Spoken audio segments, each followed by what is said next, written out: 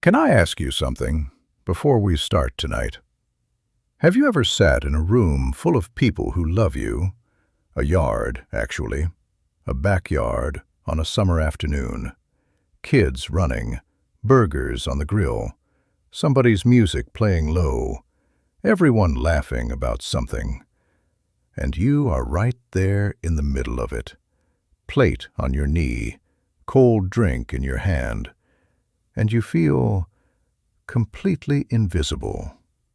Not ignored, not unwanted, just like everyone else still knew how to be there, and somehow you didn't anymore. If you know that feeling, stay with me tonight, because I want to tell you about a man named Earl, and about a summer afternoon that almost broke him, and about what a 7-year-old girl did about it. Earl was the kind of man who fixed things. That was how he moved through the world. Something breaks, you fix it. Something needs doing, you do it. You don't make a fuss about it. You don't wait for someone to notice. You just get on with it. He had built a good life that way. 40 years working for the county road department. Up before sunrise, home after dark. Hands that looked like the life they had lived. He had a son named Robert who lived 20 minutes away. Grandchildren he saw at holidays. A dog named Hank who was getting old and slept most of the day now. And he had Margaret. For 54 years, he had Margaret. Margaret Hadley was small and loud and certain about everything. She was the kind of woman who remembered everyone's birthday and sent cards that arrived exactly on time, and kept every card anyone ever sent her in a shoebox in the closet. Earl had counted the shoeboxes once after she was gone. 7 of them. He had not opened them. He had just stood there looking at them. Then he had closed the closet. Margaret made too much food at every meal because somebody might stop by and she wanted to be ready. Somebody almost always did stop by. People were drawn to her kitchen the way they are drawn to warmth on a cold day, without planning it, without deciding, just moving toward it. She laughed at things Earl said that weren't entirely meant to be funny, a real laugh. The kind that surprised her sometimes. The kind that made other people laugh just from hearing it. He had spent 54 years trying to make her do that laugh.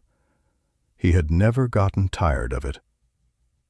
She cut watermelon in long strips, not triangles, not cubes, long strips, because that was how her mother did it. Earl had teased her about this for 50 years. "Nobody cuts it that way," he used to say. And she would say, "We do." He would have given a great deal to have one more piece of Margaret's watermelon.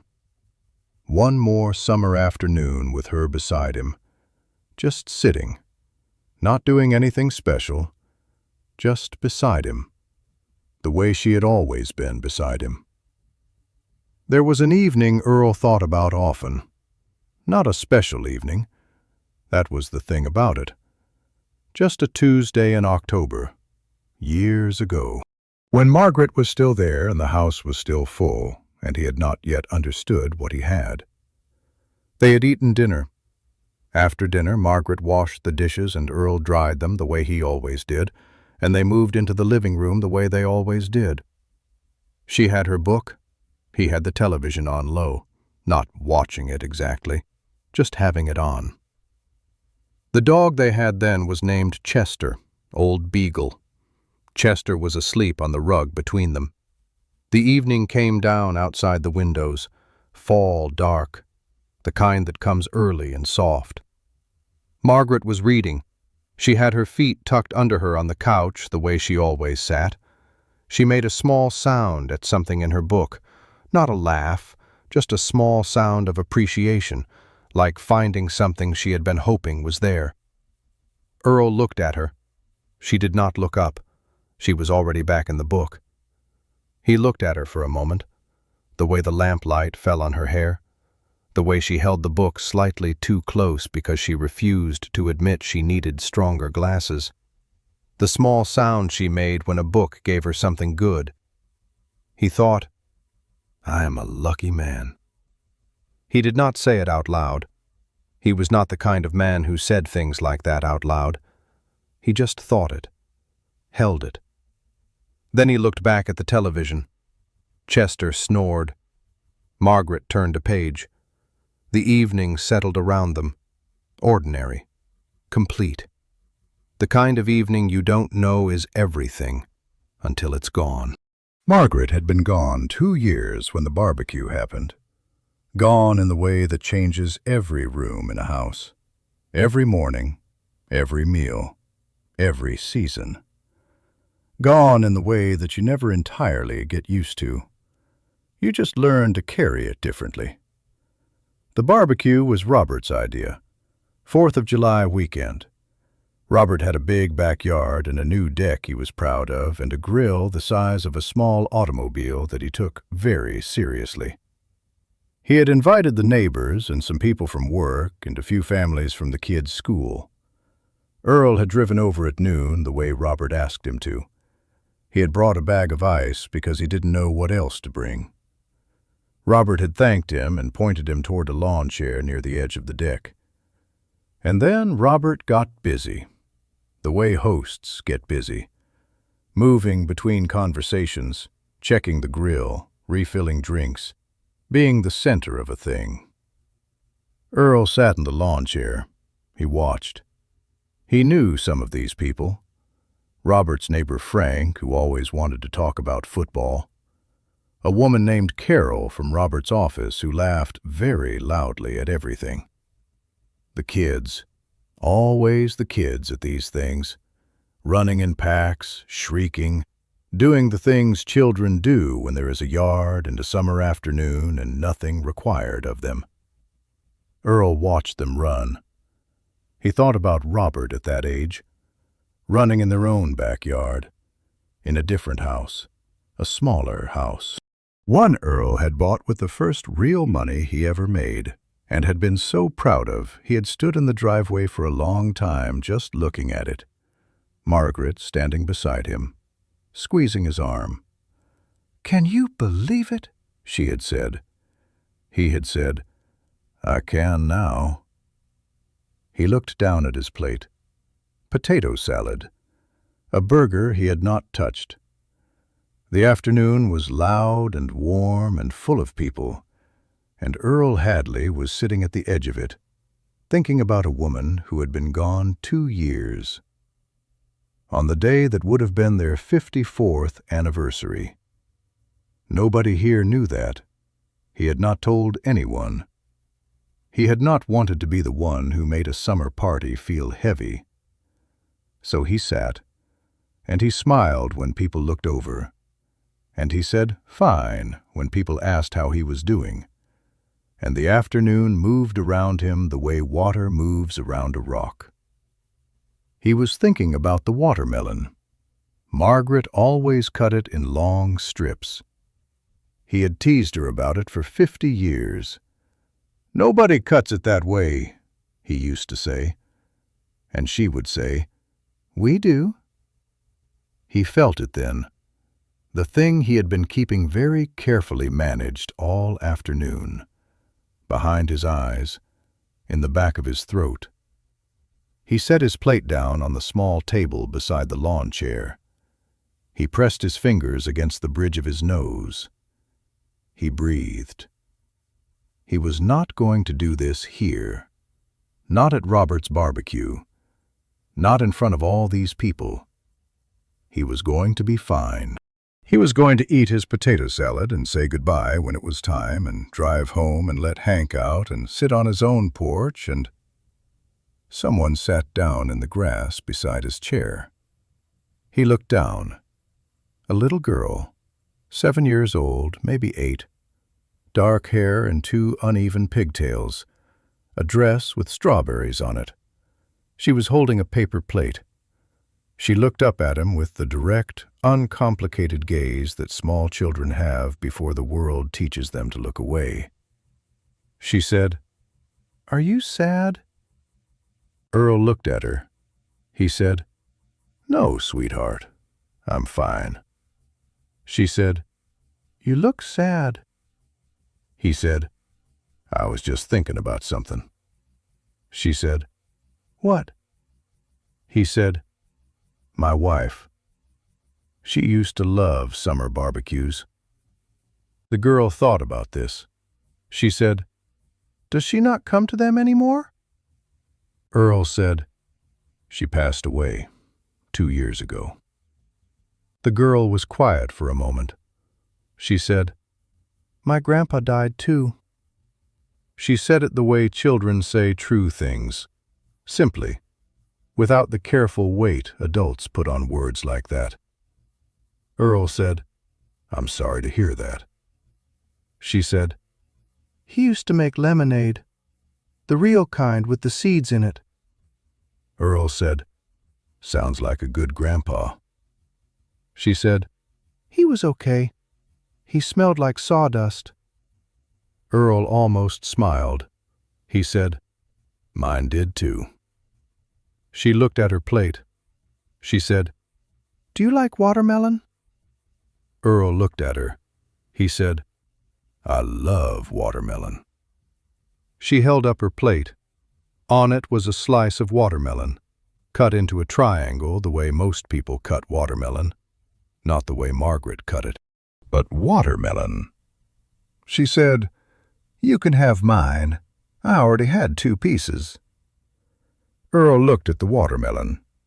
He looked at this small girl in her strawberry dress, sitting in the grass beside a lawn chair at a party she had nothing to do with, offering her watermelon to an old man she had never met because he looked sad. He took the watermelon. He said, "Thank you." She said, "You're welcome." She sat there with him. Neither of them said anything for a while. The party went on around them. The music, the laughter, the kids running, the grill. Earl ate the watermelon. It was good. Not Margaret's, but good. After a while, the girl said, "What was her name?" Earl said, "Margaret." The girl said, "That's a nice name." Earl said, "She was a nice person." The girl thought about this. She said, "Do you miss her every day?" Earl looked at the sky for a moment. He said, "Yes, every day." She said, "Does it get better?" He thought about how to answer that honestly to a 7-year-old. He said, "It gets different." She nodded slowly like that made sense to her. She said, "My mom says time helps." Earl said, "Your mom is right." He paused. He said, "It's just that time moves slowly sometimes." The girl said, "Especially at barbecues." Earl looked at her. She was looking out at the yard with a slightly philosophical expression. He said, "Yes, especially at barbecues." She said, "I don't really know anyone here either." Earl said, "Is that so?" She said, "My mom knows Mrs. Carroll from work, but I don't know anyone my age. The other kids are all in a different grade." She said it without self-pity, just as information. Earl said, "Well, now you know me." She looked at him. She said, "What's your name?" He said, "Earl." She said, "I'm Lily." He said, "That's a good name." She said, "It was my grandmother's name." Earl said, "Then it's a very good name." Lily sat there a little longer. Then her mother called her name from across the yard. Lily stood up. She brushed the grass off her dress. She looked at Earl. She said, "I hope you feel better." He said, "I think I do." She nodded like that settled it. Then she ran back across the yard toward her mother. Earl watched her go. He sat for a moment. He looked at the empty plate in his hand. He looked at the sky, blue and wide and full of summer. He said something very quietly, not to anyone at the party, just to the afternoon, just to the sky, just to wherever Margaret was. He said, "There are still good people, Margaret. I know you knew that, but I needed to remember it."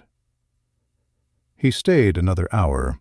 He talked to Frank about football. He complimented Robert on the deck. He found Lily's mother and told her she had a remarkable daughter.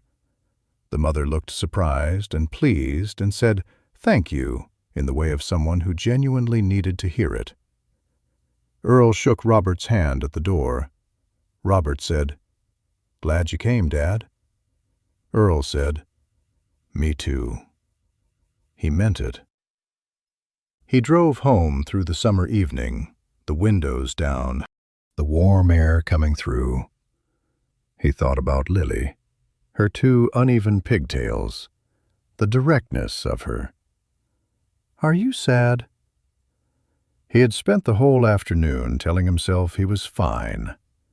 One 7-year-old had seen through it in about 4 seconds. He thought about what it cost her to walk across that yard and sit down in the grass beside a stranger. Nothing. It had cost her nothing.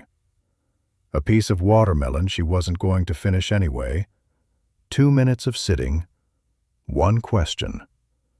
And it had been everything. Not the solution to anything. Not the answer to the grief or the loneliness or the 54th anniversary nobody had known about. But a hand extended, a small human hand, saying, "I see you. I don't know you, but I see you." And that seemed worth walking across a yard for. He pulled into his driveway. Hank met him at the door. Old dog, old slow wagging tail. Earl sat down on the porch steps. Hank settled beside him. The evening was coming down soft and gold over the neighborhood. Someone down the street still had fireworks going, small ones, the kind that bloom and fade quickly. Earl watched them for a while. He thought about Margaret. He thought about the watermelon cut in long strips. He thought about Lily in the strawberry dress. He said, "Happy anniversary, Margaret." He said it quietly, the way you say things that are meant for one person only. The way you say things when the only audience is the evening and the old dog and the fading fireworks and the vast, particular quiet of a life that has been full and is still full, just differently than before. He sat there until the stars came out. Then he went inside. He made himself a sandwich. He sat at the kitchen table where they had eaten 10,000 meals. He was all right. Not the way he used to be all right, not with Margaret in the next room, but all right in the way of a man who has learned that the world still contains small girls who sit in the grass beside strangers, who still contains people who notice. That was enough. It was always going to be enough. Earl went back to Robert's the following 4th of July. He brought the ice again. He settled into the lawn chair near the edge of the deck. But this time he moved it, just slightly, closer to where the kids were running, closer to the middle of things. He told himself it was because the shade was better there. He knew it was not because of the shade. He watched a small boy of about 5 trying very seriously to catch lightning bugs in a jar that had no holes in the lid. Earl watched this for a while. Then he got up. He went to the garage where Robert kept his tools. He found an awl. He came back out and punched 6 small holes in the lid of the jar. The boy looked at him. Earl said, "They need air." The boy looked at the lid. He looked at Earl. He said, "Oh." Then he went back to catching lightning bugs. Earl went back to his chair. He thought about what it cost to cross a yard and sit down beside someone. Nothing. It cost nothing. And he thought, I have been waiting to be seen. And I can also be the one who sees. Those are not different things. They are the same thing. He stayed until the fireflies came out that year. Really stayed. Talked to people. Helped Robert carry folding chairs back inside. Stood at the kitchen sink washing dishes beside Robert's wife, Karen. She said, "Earl, you don't have to do that." He said, "I know." He kept washing. Karen dried. At the end, she said, "We should all go to dinner sometime, the 4 of us." Earl said, "I'd like that." He drove home through the summer dark. He said, "I went again, Margaret." He said, "It was better this year." He said, "I think I'm going to be all right. Not the same all right as before, never that again, but a different all right, built slowly, out of potato salad and watermelon and a girl in a strawberry dress and lightning bugs and kitchen sink conversations, and lawn chairs moved slightly closer to the middle of things, small things, all of them small things, the kind you don't notice until you look back at a summer and realize something shifted. Something that had been still for a long time started moving again. That is how it happens, not all at once, not with a grand moment. Just a 7-year-old sitting down in the grass and asking one question and meaning it. "Are you sad?" He was. He is. Some days more than others. But he is also the man who punches holes in jar lids now, who moves his chair closer to the middle, who stays to wash dishes, who says yes to dinner, who tells a mother her daughter is remarkable, who sits on his porch in the summer dark and talks to the evening, and knows that somewhere out there the evening is listening. Margaret taught him that. 54 years of it. The knowing that you are heard, even when the room is quiet, even when the house is empty, even when the only sound is crickets and an old dog breathing, and the particular full silence of a life that is loved and lost and is still here. Still here. Still watching the fireflies. Still tasting watermelon. Still feeling the warmth of a summer evening on his face. Still grateful. Before I let you go tonight, think about the last time someone sat down beside you. Not because they had to, not because you asked, just because they noticed, and decided that noticing was enough reason. Maybe it was a long time ago. Maybe it was recently. Maybe it was someone you never expected. And if it has been a while, I want you to know something. You are not invisible. Not to the people who love you even when they are too busy to show it the way you need. Not to the child who might be watching you right now from across a yard. Not to me.